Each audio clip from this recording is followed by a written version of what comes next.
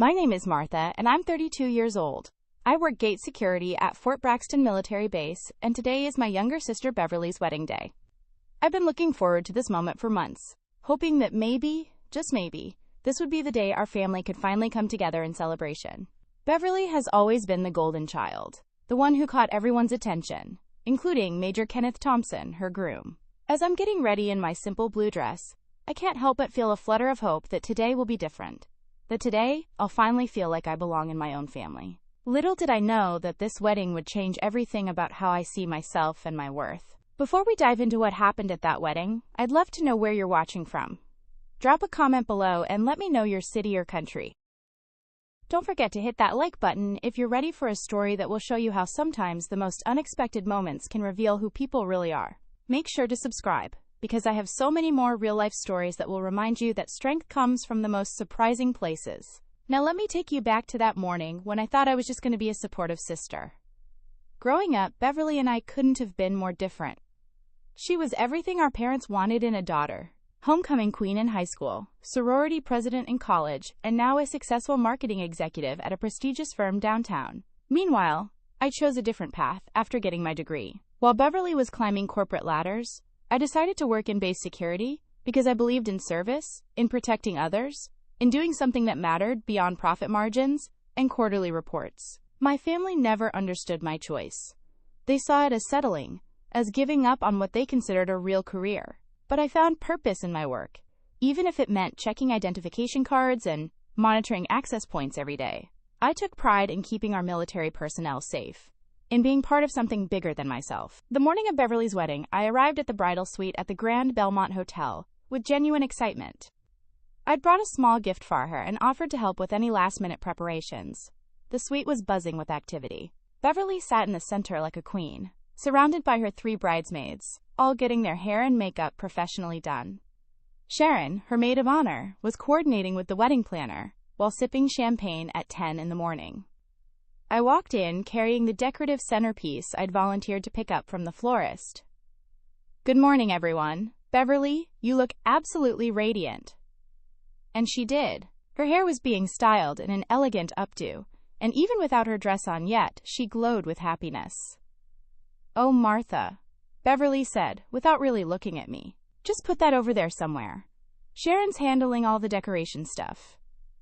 I set the centerpiece down carefully and asked, "Is there anything else I can help with? I am happy to run errands or assist with whatever you need." Sharon barely glanced up from her clipboard. "We've got everything covered, thanks. The professionals are handling all the important details." As I stood there feeling slightly dismissed, I overheard Beverly talking to her bridesmaids while the makeup artist worked on her eyes. "I still can't believe Mom insisted I invite Martha to be in the family photos. I mean, I love her, but she's gonna look so out of place next to everyone else." One of the bridesmaids, Lisa, giggled. "Well, at least she's family. You can't really exclude her completely." "I suppose," Beverly sighed dramatically. "I just hope she doesn't wear one of those awful pantsuits from her work wardrobe. This is a classy event." My cheeks burned, but I tried to focus on the positive. This was Beverly's special day, and she was probably just nervous. When our mother Geraldine arrived an hour later, she immediately swept into the room like a hurricane of energy and opinions. "Beverly, darling, you look absolutely stunning," she gushed, air kissing near Beverly's cheek to avoid disturbing the makeup. "This is going to be the wedding of the century. Everyone who matters will be there." She barely acknowledged my presence with a quick nod before diving into discussions about seating arrangements and photo schedules. When she did notice my simple navy dress hanging nearby, she couldn't help but comment, "Martha, dear, that's what you're wearing. It's so plain, especially compared to these gorgeous bridesmaids' dresses. I suppose it will have to do." Our father Harold arrived shortly after, looking distinguished in his tuxedo. He was kinder, giving me a genuine hug and asking about my work. But even he seemed more focused on Beverly, discussing last-minute details about walking her down the aisle and his father of the bride speech. I spent the next 2 hours essentially invisible, watching my sister prepare for the biggest day of her life while feeling like an afterthought in my own family. But I pushed down those familiar feelings of inadequacy and focused on being supportive. After all, this wasn't about me. The ceremony took place in the hotel's stunning garden pavilion, decorated with white roses and flowing silk drapes. Beverly had spared no expense, and everything looked like something out of a fairy tale. I found my assigned seat in the fourth row, behind immediate family but ahead of distant relatives and family friends. It wasn't the front row where I'd hoped to sit, but I reminded myself that this was about Beverly's happiness, not my hurt feelings. As guests filed in, I noticed many men and women in military dress uniforms. These must be Kenneth's colleagues and friends from Fort Braxton.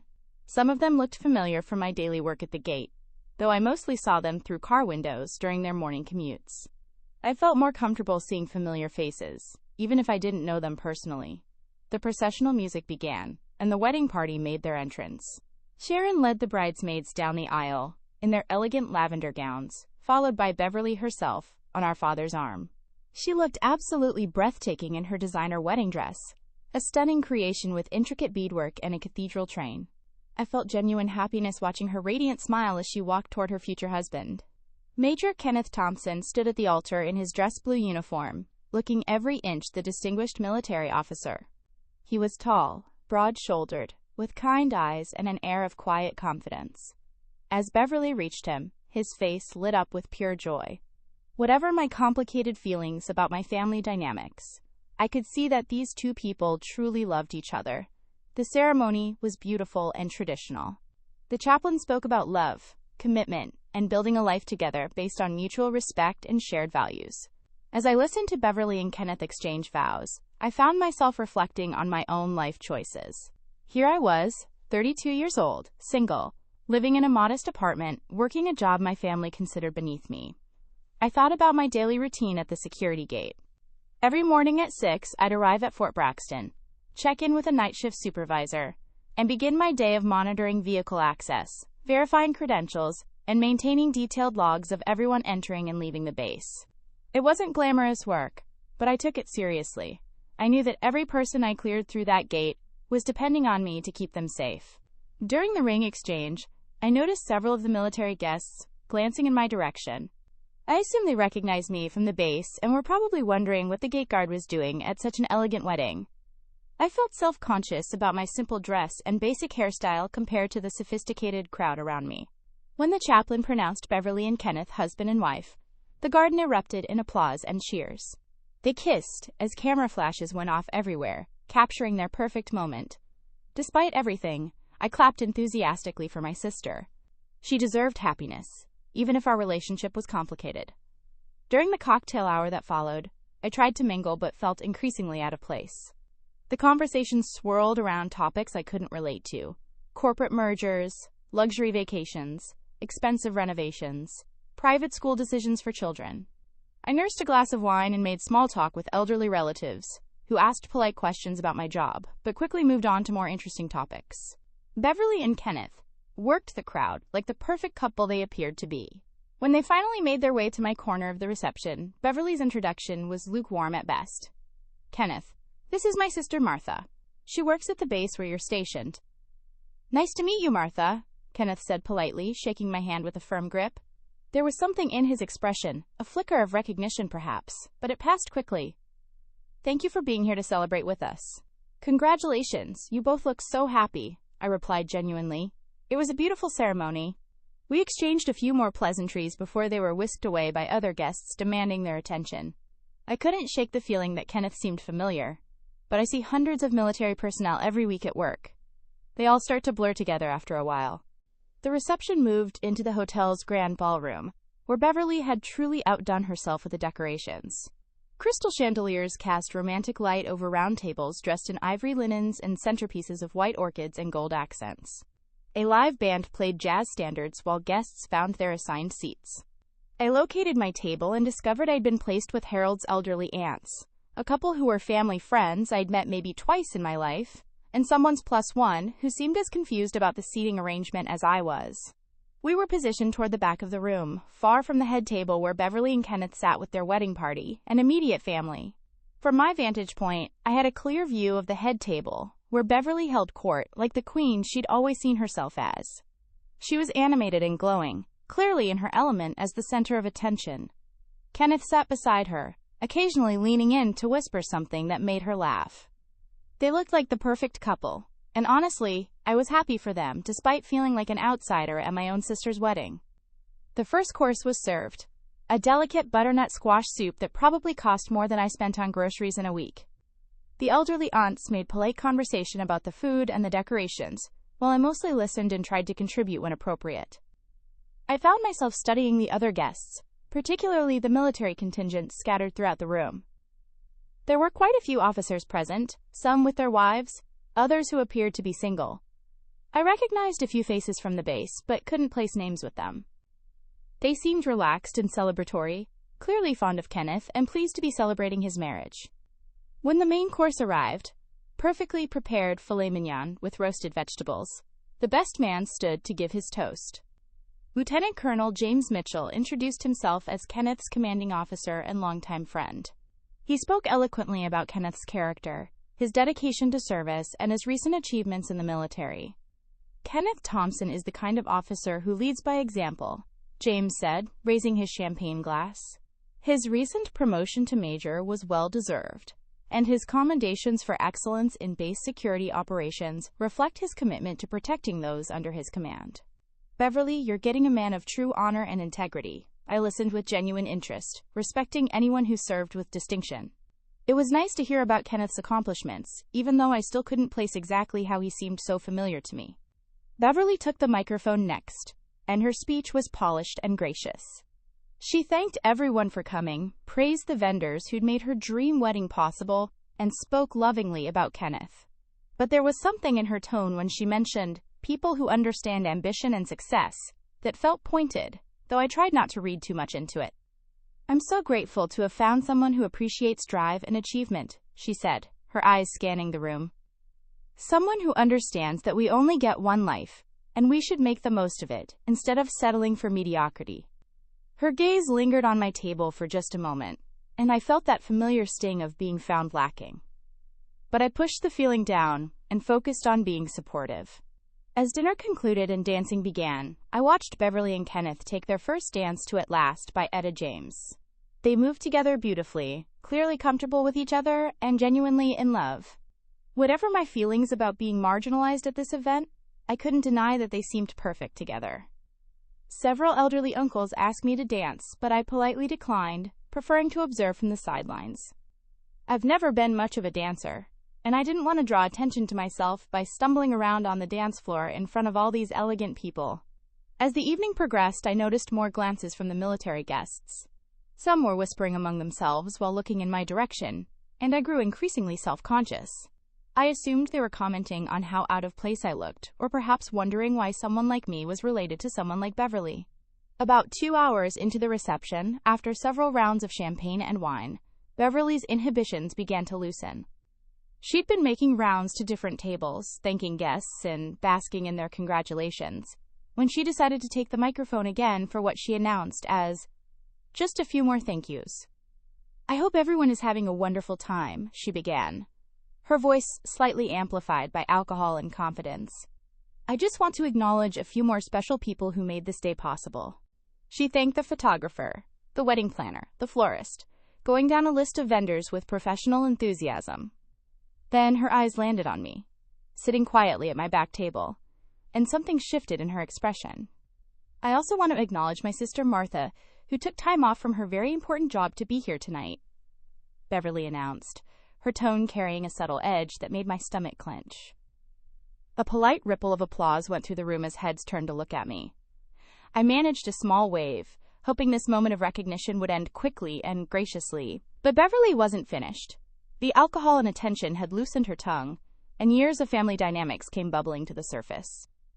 "My sister works as a gate guard at Fort Braxton," she continued, and I could hear the barely concealed condescension in her voice. "She spends her days checking ID cards and raising barriers for cars. It's very thorough work." The room chuckled politely, unsure of Beverly's tone, but following her lead. My cheeks began to burn as I realized this wasn't going to be a simple acknowledgement. "I mean, my sister's just a gate guard," Beverly said more boldly, encouraged by the audience's attention. "Really, who would want someone like that?" The laughter grew louder and more uncomfortable. I felt every eye in the room on me, and my hands began to tremble in my lap. This was my worst nightmare, being publicly humiliated by my own family at what should have been a celebration. But Beverly wasn't done. The champagne had unleashed years of superiority complex and family hierarchy enforcement. Some people aim high in life, she continued, gesturing toward Kenneth and their successful friends. And others just settle for whatever's easiest. Just then, our mother Geraldine, also emboldened by wine and caught up in the moment, stood up from the head table. I watched in horror as she prepared to add her voice to Beverly's public roasting. She's been the shame of this family since she chose that dead-end job over a real career, Geraldine announced loudly enough for everyone to hear. We tried to help her, tried to encourage her to do something meaningful with her life, but some people just don't have any ambition. The ballroom fell into an uncomfortable silence as guests realized this had crossed the line from playful family teasing into genuine cruelty. I sat frozen in my chair, wanting nothing more than to disappear through the floor. My sister and mother had just publicly labeled me a failure and an embarrassment in front of hundreds of people. Beverly, still holding the microphone, couldn't seem to stop herself. I mean, standing at a gate all day, checking IDs, that's not exactly what parents dream their daughters will do, right, Mom? More uncomfortable laughter rippled through the crowd, though many guests now looked genuinely disturbed by what they were witnessing. I felt tears threatening behind my eyes, but I refused to give them the satisfaction of seeing me cry. We always hoped she'd find some direction in life, Geraldine added, seemingly unaware of how cruel she sounded. But I suppose someone has to do those simple jobs. I sat in stunned silence, feeling smaller and more worthless than I ever had in my entire life. This was supposed to be a family celebration, and instead it had become my public execution. My own sister and mother had decided to use their platform to humiliate me in front of everyone who mattered to them. The military guests at various tables had stopped talking entirely, their faces serious and uncomfortable. Several wives were whispering to their husbands with concerned expressions. The civilian guests seemed caught between nervous laughter and genuine shock at what they were witnessing. Just as I was considering quietly slipping out of the ballroom to escape further humiliation, Major Kenneth Thompson stood up from the head table. The room fell completely silent as he walked deliberately toward Beverly, his expression serious and commanding in a way that made everyone pay attention. Beverly, still holding the microphone and giggling from champagne, looked confused as her new husband approached with such gravity. She was clearly expecting him to join in the light-hearted roasting of her sister, not realizing how cruel and inappropriate her comments had become. Kenneth gently but firmly took the microphone from Beverly's hand. When he spoke, his voice carried the unmistakable authority of a military officer addressing his subordinates. Ladies and gentlemen, I need to interrupt for a moment, he began, his tone respectful but serious. There's something very important that everyone in this room should know about Martha. My heart sank even further. I was certain that whatever Kenneth was about to say would only add to my humiliation. Perhaps he was going to share some embarrassing incident from the base, or make another joke about gate guards that would send the room into fresh peals of laughter at my expense. Beverly stood beside him with a confident smirk, apparently assuming her new husband was about to contribute to the mockery. Geraldine settled back into her chair with satisfaction, pleased that her new son-in-law was joining their family tradition of keeping Martha in her place. But Kenneth's next words changed everything. 3 months ago, there was a serious security incident at Fort Braxton, he continued, his voice carrying throughout the silent ballroom. A suspicious vehicle approached the main gate during morning shift change, carrying what our intelligence team later discovered were materials intended for a terrorist attack on our base. The room was so quiet you could hear champagne bubbles fizzing in glasses. Every person was focused intently on Kenneth's words, sensing that something significant was being revealed. Most security personnel would have followed standard protocol in that situation, Kenneth continued. Check identification, verify vehicle registration, and wave them through if everything appeared to be in order. Beverly's smirk began to fade as she realized this wasn't going in the direction she'd expected. Geraldine looked confused, unsure why Kenneth was telling a story about base security at her daughter's wedding reception. Kenneth's voice grew stronger and more resolute. But Martha didn't just follow standard protocol. She noticed inconsistencies in the documentation that others might have missed. She observed suspicious behavior from the vehicle occupants that raised red flags. Most importantly, she made the split-second decision to delay their entry while she conducted additional verification procedures. Gasps began to ripple through the crowd as people realized they were hearing about something far more serious than gate guard duties. The military personnel in the room had straightened in their chairs, recognizing the gravity of what Kenneth was describing. Because of Martha's exceptional attention to detail, her quick thinking, and her courage in the face of potential danger, she prevented what could have been a catastrophic attack on Fort Braxton, Kenneth announced. Her actions that day potentially saved hundreds of lives, including the lives of many people in this room tonight. The revelation hit the ballroom like a physical force. Several military wives gasped audibly. Officers began nodding with recognition and respect. The civilian guests looked stunned as they processed what they'd just learned. But Kenneth wasn't finished. He turned to look directly at me, and I saw nothing but respect and gratitude in his eyes. Martha received a formal commendation from the base commander for her heroic actions that day, he continued. She's currently being considered for the Civilian Service Award, one of the highest honors our country can bestow on non-military personnel. The ballroom erupted in stunned murmurs and whispers as the full impact of Kenneth's revelations sank in. I sat in complete shock, unable to process what had just happened. The incident Kenneth described was real. I had noticed suspicious documentation and behavior that morning 3 months ago, and I had followed my instincts to delay the vehicle's entry while requesting backup verification. But I'd been sworn to secrecy about the details due to ongoing federal investigations. Slowly, Lieutenant Colonel James Mitchell rose from his seat and began to applaud. The sound cut through the murmurs like a knife, and one by one, every military person in the room stood up and joined him. The applause grew from respectful to thunderous as officers, enlisted personnel, and their spouses gave me a standing ovation. Beverly stood frozen beside Kenneth, the microphone now dangling uselessly in her hand. Her face had gone from confident smugness to mortified embarrassment as she realized the magnitude of her mistake. She had just publicly mocked a woman who was being honored as a hero by the very military community her husband belonged to. Geraldine remained seated, her mouth slightly open in shock. Harold had risen with the standing ovation, his face showing a mixture of pride and shame as he realized how wrong he'd been about his daughter's worth and contributions. Kenneth wasn't finished addressing the room. He looked around at the assembled guests with the commanding presence that had earned him his rank and respect. I want everyone here to understand something very clearly, he said, his voice carrying over the dying applause. Martha isn't just a gate guard. She's a highly trained security professional who takes her responsibility for protecting others seriously every single day. Her vigilance and dedication keep all of us safe. Several officers called out, "Hear, hear," and "Thank you for your service." The energy in the room had completely shifted from uncomfortable mockery to genuine respect and admiration. Kenneth then did something that made me gasp audibly. He turned toward my table, came to attention in his dress uniform, and rendered a perfect military salute in my direction. "Ma'am," he said formally, "on behalf of everyone at Fort Braxton, thank you for your service and your courage." The military personnel in the room immediately followed suit, coming to attention and saluting me as well. I had never experienced anything like it in my life. I was just a civilian doing my job, but these men and women were honoring me as if I were one of their own. I stood up slowly, my legs shaking with emotion and adrenaline.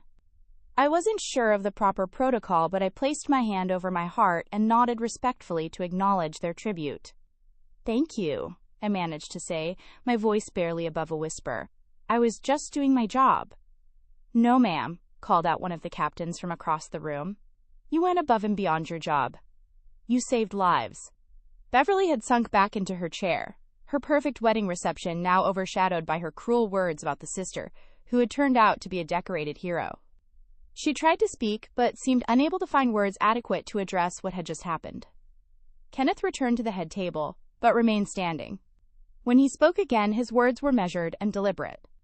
"I married Beverly because I believed she was a woman of character and kindness," he said, loud enough for the room to hear. "But watching her mock someone who risks her safety every day to protect others, someone who embodies the values of service and sacrifice that I've dedicated my life to, has shown me a side of her character I never knew existed." The room fell silent again, sensing that something fundamental had shifted in the dynamics of this celebration. Beverly's perfect wedding was unraveling in front of everyone she'd wanted to impress. The aftermath of Kenneth's revelation was swift and dramatic. As the applause finally died down, I found myself surrounded by military personnel and their spouses, who wanted to personally thank me for my service. A colonel I'd seen at the gate many times shook my hand firmly and told me he'd heard about the incident through official channels, but never knew the full story. "You showed tremendous courage that day," he said sincerely. "The entire base owes you a debt of gratitude." Several military wives approached me with tears in their eyes, thanking me for keeping their husbands safe. One woman named Patricia hugged me and whispered, "My husband could have been in that building. Thank you for protecting him." Beverly remained at the head table, her champagne glass untouched, staring at the scene unfolding around me with growing horror. She had intended to humiliate me in front of her important guests, and instead had revealed herself to be someone who would mock a hero. Her perfect wedding reception had become a celebration of her sister's courage and her own cruelty. Geraldine finally approached me, her face flushed with embarrassment and what I hoped was shame. "Martha, I had no idea," she said quietly. "Why didn't you tell us about what happened?" "I wasn't allowed to discuss it, Mom," I replied calmly. "The investigation required confidentiality. But even if I could have talked about it, would it have mattered? Would you have been proud of me then, or would you have found another reason to be ashamed?" She didn't have an answer for that, and honestly I didn't expect one.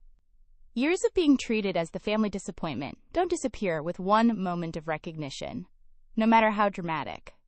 Harold made his way through the crowd to reach me, and I could see genuine remorse in his eyes. "I am so sorry, Martha. I should have supported you more. Should have recognized that your work was important and meaningful." "Thank you, Dad," I said, and I meant it. His apology felt sincere, in a way that Geraldine's flustered embarrassment did not.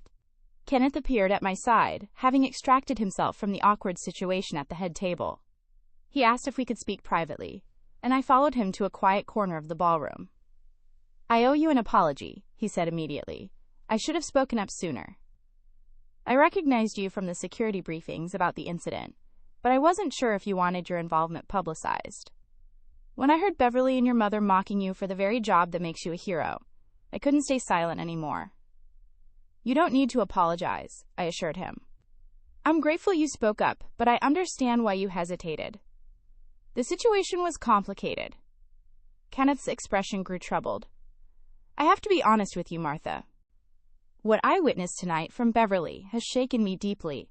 The woman I thought I married would never mock someone for their service to others. I'm not sure what this means for our future." I felt a stab of guilt despite everything. "Kenneth, please don't let this ruin your marriage. Beverly was drinking. She was caught up in the moment. People say things they don't mean when they're trying to be entertaining." He shook his head slowly. "This wasn't just alcohol talking, Martha. This revealed something fundamental about her character. She was genuinely proud of humiliating you, and she expected me to join in. That's not the woman I thought I fell in love with." Our conversation was interrupted by Beverly herself, who had finally worked up the courage to approach us. Her perfect makeup was slightly smudged, and her confidence had evaporated entirely. "Martha, I'm sorry," she began, but her words sounded hollow and rehearsed. "I didn't know about what happened at the base. I was just trying to be funny, to entertain our guests. I never meant to hurt you." I looked at my sister, this woman who had shared my childhood, but never really known me, and felt something shift inside me. For the first time in my life, I didn't feel the desperate need for her approval. "Beverly, you didn't mock me because you didn't know about the commendation," I said quietly. "You mocked me because you genuinely believe that my job, my choices, and my life are worthy of ridicule. The commendation doesn't change who I am or what I do every day. I'm the same person I was an hour ago." She started to protest, but I continued. "The difference is that now everyone knows what I've always known. My work matters. My service has value. And I don't need your approval or Mom's approval or anyone else's to know my worth." Kenneth watched our exchange with careful attention, and I could see him evaluating not just Beverly's words, but her entire approach to this situation. She was apologizing not because she understood why her actions were wrong, but because she'd been caught looking bad in front of people whose opinions mattered to her. I left the reception shortly after my conversation with Beverly and Kenneth, but not in the way I'd imagined when the evening began. Instead of slinking out in humiliation, I walked out with my head held high for the first time in years. Several military families asked for my contact information, wanting to stay in touch and include me in future gatherings. I felt like I was finally being seen for who I really was, not just as Beverly's disappointing sister. The weeks following the wedding were transformative in ways I never could have anticipated.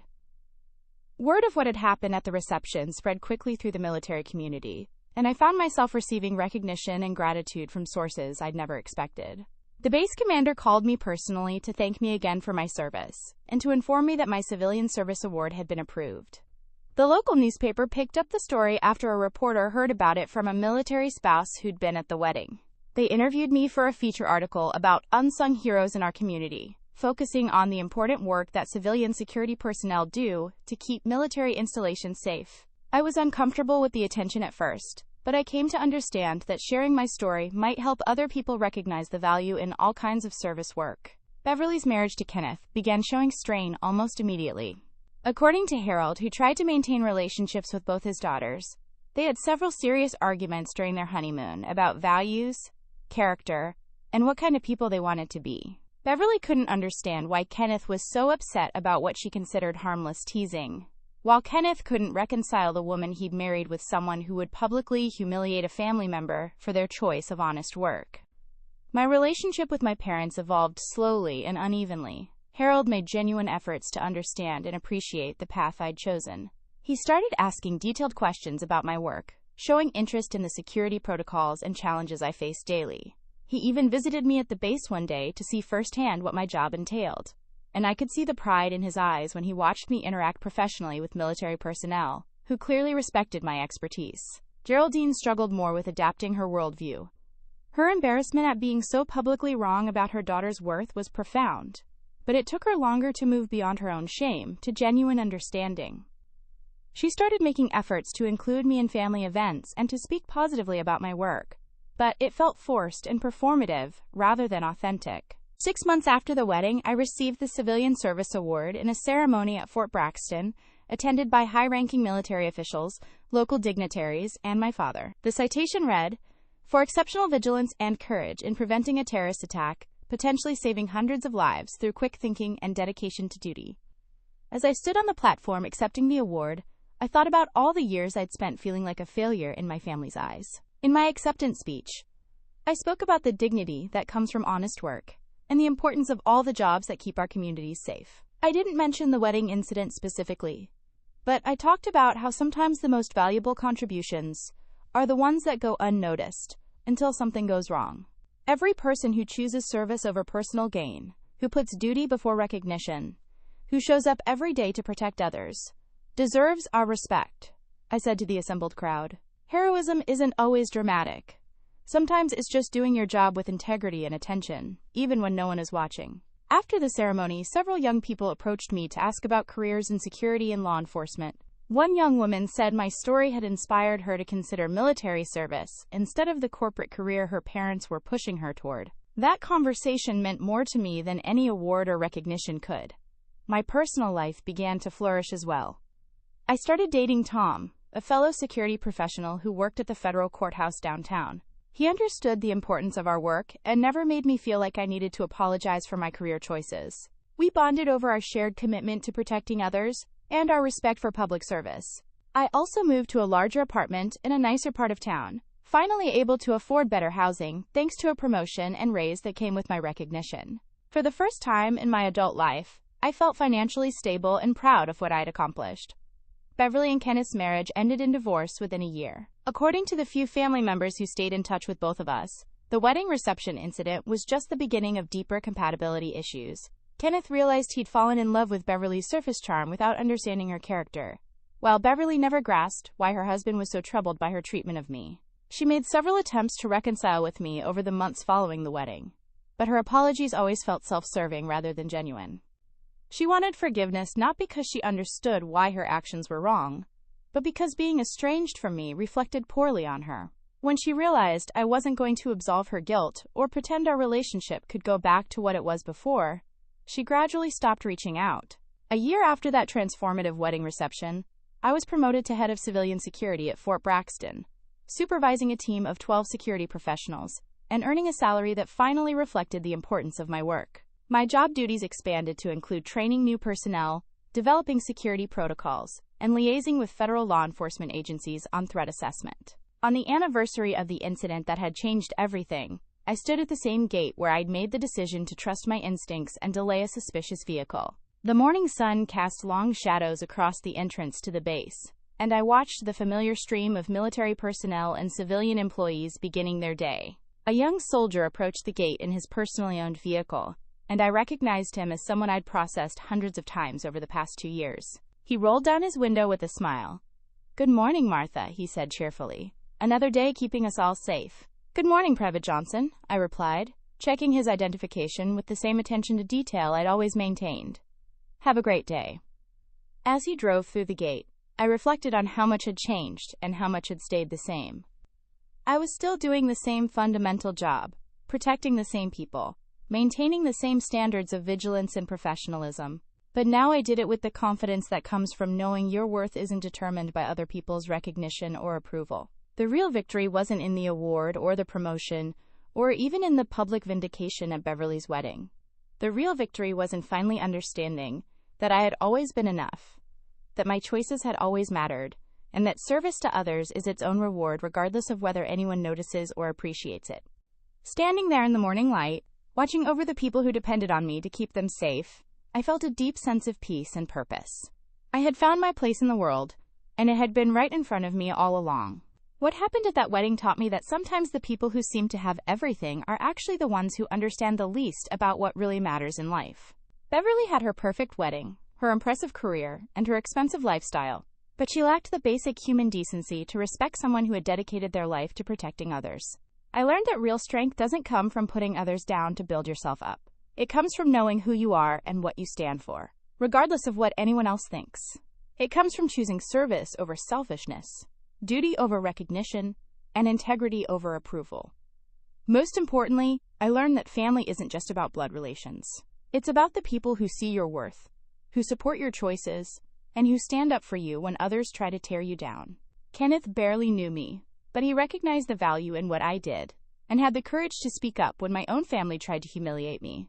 That night at Beverly's wedding changed everything for me, but not in the way anyone expected. It didn't change who I was or what I did for a living.